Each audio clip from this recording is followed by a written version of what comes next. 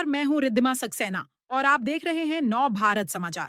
फटाफट अंदाज में बात करेंगे देश और दुनिया की तमाम बड़ी खबरों की। तो चलिए शुरू करते हैं आज की सबसे बड़ी खबर के साथ। तेलंगाना के महबूबनगर जिले में भारी बारिश के दौरान एक दर्दनाक हादसे में कार पर दीवार गिर जाने से 2 लोगों की मौत हो गई। यह घटना जिले के देवरकद्रा क्षेत्र में हुई, जहां लगातार हो रही बारिश के बीच एक दीवार अचानक ढह गई और पास खड़ी कार पर जा गिरी। पुलिस के अनुसार हादसे के समय दोनों व्यक्ति कार पार्क कर रहे थे। भारी वर्षा के कारण दीवार अचानक भरभराकर वाहन पर गिर गई, जिससे कार में सवार दोनों लोगों की मौके पर ही मौत हो गई। स्थानीय लोगों और पुलिस ने मलबा हटाकर शवों को बाहर निकाला। मृतकों की पहचान 30 वर्षीय जगन्नाथ रेड्डी और संतोष के रूप में हुई है। जगन्नाथ रेड्डी मूल रूप से आंध्र प्रदेश के तिरुपति के निवासी थे और एक अकाउंटेंट के रूप में कार्यरत थे, जबकि संतोष पश्चिम बंगाल के रहने वाले थे और निर्माण कार्य से जुड़े हुए थे। महबूबनगर पुलिस ने मामला दर्ज कर लिया है। दोनों शवों को पोस्टमार्टम के लिए भेज दिया गया है और हादसे के कारणों की जांच की जा रही है। अधिकारियों का कहना है कि लगातार हो रही भारी बारिश के चलते कई स्थानों पर दीवारों और कमजोर संरचनाओं के ढहने का खतरा बढ़ गया है। इस बीच राज्य के विभिन्न हिस्सों में भारी वर्षा को देखते हुए पुलिस और प्रशासन को सतर्क रहने के निर्देश दिए गए हैं। तेलंगाना के पुलिस महानिदेशक डीजीपी सीवी आनंद ने वर्षा प्रभावित क्षेत्रों का दौरा कर स्थिति की समीक्षा की है तथा अधिकारियों को जलभराव, यातायात बाधाओं और आपात स्थितियों से निपटने के लिए आवश्यक कदम उठाने के निर्देश दिए हैं। खाद्य सुरक्षा और सार्वजनिक स्वास्थ्य की रक्षा के उद्देश्य से Hyderabad food adulteration surveillance team HFAST ने मंगलवार को एक महत्वपूर्ण कार्रवाई करते हुए हैदराबाद के अमन नगर क्षेत्र में स्थित मिसर्स डेयरी बेल नामक डेयरी इकाई पर छापेमारी की। यह कार्रवाई HFAST के उप निरीक्षक SI श्री P कृष्णैया के नेतृत्व में की गई। अधिकारियों को प्राप्त सूचनाओं और प्रारंभिक जांच के आधार पर टीम ने प्रतिष्ठान का निरीक्षण किया। छापेमारी के दौरान अधिकारियों ने पाया कि डेयरी इकाई अत्यंत अस्वच्छ परिस्थितियों में संचालित की जा रही थी। निरीक्षण में उत्पादन और भंडारण क्षेत्रों में स्वच्छता मानकों की गंभीर अनदेखी सामने आई, जिससे उपभोक्ताओं के स्वास्थ्य पर प्रतिकूल प्रभाव पड़ने की आशंका जताई गई। अधिकारियों के अनुसार डेयरी उत्पादों के निर्माण, प्रसंस्करण और भंडारण से जुड़े कई आवश्यक स्वास्थ्य एवं स्वच्छता मानकों का पालन नहीं किया जा रहा था। खाद्य सुरक्षा नियमों के तहत ऐसे उल्लंघन सार्वजनिक स्वास्थ्य के लिए गंभीर खतरा माने जाते हैं, क्योंकि दूषित या असुरक्षित खाद्य पदार्थों के सेवन से उपभोक्ताओं में विभिन्न प्रकार की स्वास्थ्य समस्याएं उत्पन्न हो सकती हैं।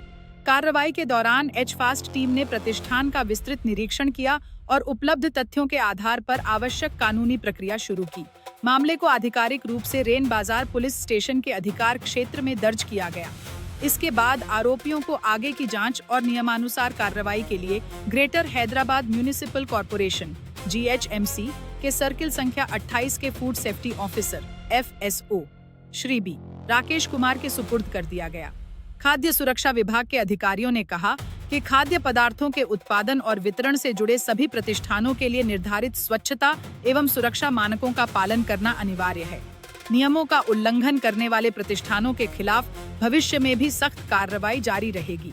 विभाग ने स्पष्ट किया कि उपभोक्ताओं को सुरक्षित और गुणवत्तापूर्ण खाद्य सामग्री उपलब्ध कराना प्रशासन की प्राथमिकता है और इस दिशा में नियमित निरीक्षण एवं निगरानी अभियान चलाए जाते रहेंगे। HFAST द्वारा की गई यह कार्रवाई खाद्य मिलावट और असुरक्षित खाद्य उत्पादन के खिलाफ चलाए जा रहे व्यापक अभियान का हिस्सा है।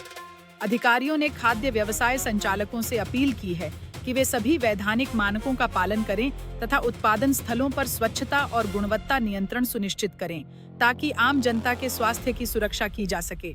प्रशासन ने संकेत दिए हैं कि मामले की आगे की जांच जारी है और जांच में सामने आने वाले तथ्यों के आधार पर संबंधित कानूनों के तहत आवश्यक कार्रवाई की जाएगी।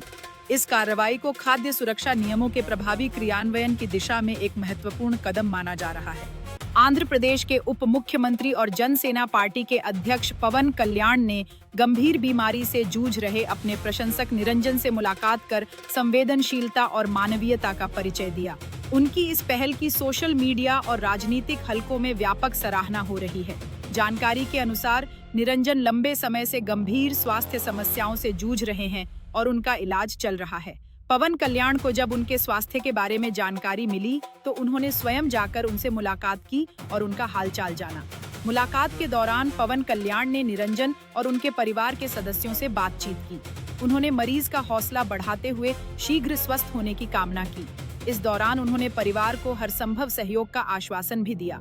निरंजन और उनके परिजनों ने पवन कल्याण के इस कदम पर खुशी व्यक्त की। परिवार का कहना है कि उप मुख्यमंत्री की मुलाकात से उन्हें मानसिक संबल मिला है और मरीज का मनोबल भी बढ़ा है। पवन कल्याण की इस मुलाकात की तस्वीरें और वीडियो सोशल मीडिया पर तेजी से वायरल हो रहे हैं। उनके समर्थकों ने इसे एक संवेदनशील और मानवीय पहल बताते हुए सराहा है। कई लोगों ने कहा कि व्यस्त राजनीतिक कार्यक्रमों के बावजूद एक बीमार प्रशंसक से मिलने जाना उनके मानवीय दृष्टिकोण को दर्शाता है। गौरतलब है कि पवन कल्याण समय समय पर अपने समर्थकों और आम लोगों से जुड़े सामाजिक तथा मानवीय मुद्दों पर व्यक्तिगत रूप से पहल करते रहे हैं। निरंजन से उनकी यह मुलाकात भी इसी क्रम में देखी जा रही है। अमेरिका और ईरान ने पुष्टि की है कि पश्चिम एशिया में जारी संघर्ष को समाप्त करने के उद्देश्य से तैयार किए गए समझौता ज्ञापन MOU पर दोनों पक्षों ने हस्ताक्षर कर दिए हैं। यह समझौता कई महीनों से जारी सैन्य टकराव, क्षेत्रीय अस्थिरता और समुद्री व्यापार में बाधाओं को समाप्त करने की दिशा में एक महत्वपूर्ण कदम माना जा रहा है। समझौते के तहत दोनों देश तत्काल प्रभाव से सैन्य कार्रवाइयों को समाप्त करने, तनाव कम करने और आगे की व्यापक वार्ताओं के लिए एक रूपरेखा पर सहमत हुए हैं। समझौते में हॉर्मुज जलडमरूमध्य स्ट्रेट ऑफ हॉर्मुज में समुद्री यातायात को सामान्य बनाने और क्षेत्रीय नौवहन सुरक्षा सुनिश्चित करने का प्रावधान भी शामिल है। ईरान ने अंतर्राष्ट्रीय समुद्री मार्गों पर सुरक्षित आवागमन बहाल करने तथा परमाणु हथियार विकसित न करने की अपनी प्रतिबद्धता दोहराई है। वहीं अमेरिका ने ईरान की कुछ जमी हुई वित्तीय परिसंपत्तियों तक पहुंच बहाल करने और प्रतिबंधों में चरणबद्ध राहत देने की दिशा में कदम उठाने पर सहमति जताई है।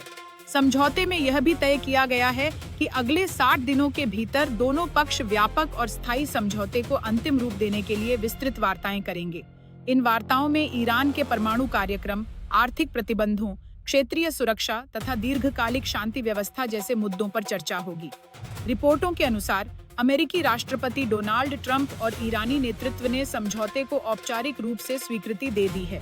हालांकि कई विश्लेषकों का मानना है कि यह अभी एक प्रारंभिक व्यवस्था है और इसकी सफलता आगामी वार्ताओं तथा दोनों पक्षों द्वारा शर्तों के पालन पर निर्भर करेगी। इस समझौते के बाद वैश्विक बाजारों में सकारात्मक प्रतिक्रिया देखी गई।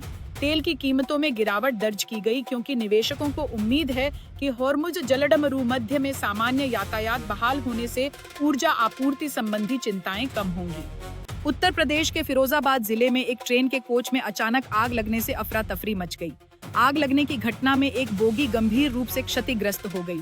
हालांकि समय रहते यात्रियों को सुरक्षित बाहर निकाल लिया गया, जिससे बड़ा हादसा टल गया। रेलवे अधिकारियों के अनुसार घटना उस समय हुई जब ट्रेन फिरोजाबाद क्षेत्र से गुजर रही थी। कोच से धुआं निकलता देख यात्रियों ने रेलवे कर्मचारियों को सूचना दी। इसके बाद तत्काल आपातकालीन कार्रवाई शुरू की गई और ट्रेन को रोका गया। सूचना मिलते ही रेलवे सुरक्षा बल, RPF, स्थानीय प्रशासन और दमकल विभाग की टीमें मौके पर पहुंची।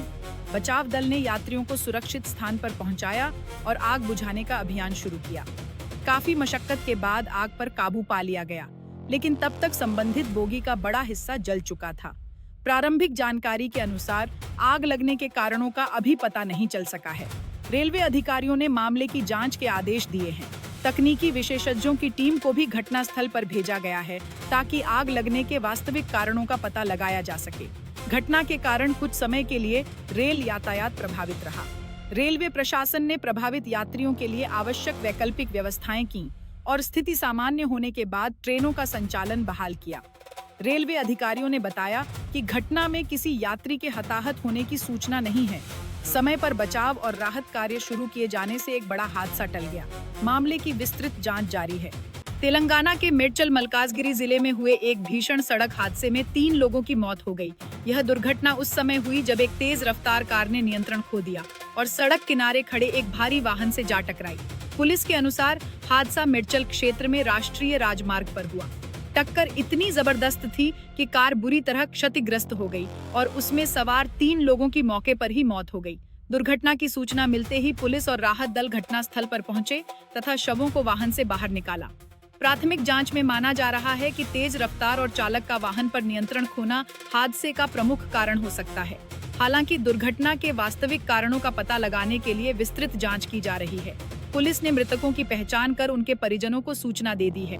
शवों को पोस्टमार्टम के लिए सरकारी अस्पताल भेजा गया है। मामला दर्ज कर जांच शुरू कर दी गई है। स्थानीय लोगों के अनुसार टक्कर की आवाज काफी दूर तक सुनाई दी और दुर्घटना के बाद कुछ समय के लिए यातायात प्रभावित रहा। पुलिस ने क्षतिग्रस्त वाहन को हटाकर यातायात सामान्य कराया। गौरतलब है कि हाल के दिनों में तेलंगाना में सड़क दुर्घटनाओं के मामलों में वृद्धि देखी गई है।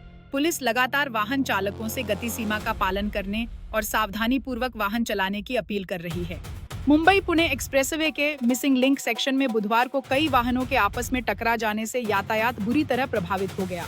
दुर्घटना के बाद एक्सप्रेसवे पर वाहनों की लंबी कतारें लग गईं और यात्रियों को भारी परेशानी का सामना करना पड़ा। प्राप्त जानकारी के अनुसार हादसा उस समय हुआ जब एक वाहन चालक ने अचानक ब्रेक लगाया, जिसके बाद पीछे आ रहे कई वाहन एक दूसरे से टकरा गए। दुर्घटना में कई कारें क्षतिग्रस्त हुईं। हालांकि प्रारंभिक रिपोर्टों के मुताबिक किसी के हताहत होने की सूचना नहीं है, लेकिन कुछ लोगों को मामूली चोटें आईं। घटना की सूचना मिलते ही हाईवे पुलिस, यातायात प्रबंधन टीम और बचाव दल मौके पर पहुंचे। अधिकारियों ने क्षतिग्रस्त वाहनों को सड़क से हटाने का कार्य शुरू किया, जिसके कारण कुछ समय तक यातायात की गति धीमी रही। दुर्घटना के कारण मुंबई से पुणे जाने वाले मार्ग पर लंबा जाम लग गया। पुलिस ने वाहन चालकों को सावधानी बरतने और निर्धारित गति सीमा का पालन करने की सलाह दी है। अधिकारियों का कहना है कि बारिश के मौसम में फिसलन भरी सड़कों पर सुरक्षित दूरी बनाए रखना आवश्यक है, ताकि इस प्रकार की श्रृंखलाबद्ध दुर्घटनाओं से बचा जा सके। मुंबई पुणे एक्सप्रेसवे का मिसिंग लिंक सेक्शन देश की महत्वपूर्ण सड़क परियोजनाओं में से एक माना जाता है। इस मार्ग पर प्रतिदिन बड़ी संख्या में वाहन गुजरते हैं, जिसके चलते किसी भी दुर्घटना का यातायात पर व्यापक असर पड़ता है।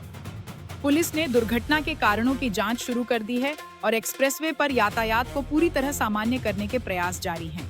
फ्रांस के एवियन में आयोजित G7 शिखर सम्मेलन के दौरान प्रधानमंत्री नरेंद्र मोदी ने अमेरिकी राष्ट्रपति डोनाल्ड ट्रंप के साथ हुई द्विपक्षीय बैठक में भारतीय समुद्री नाविकों सीफेरर्स की सुरक्षा का मुद्दा प्रमुखता से उठाया। प्रधानमंत्री ने कहा कि दुनिया भर में लाखों भारतीय समुद्री व्यापार मार्गों पर कार्यरत हैं और उनकी सुरक्षा भारत के लिए अत्यंत महत्वपूर्ण है।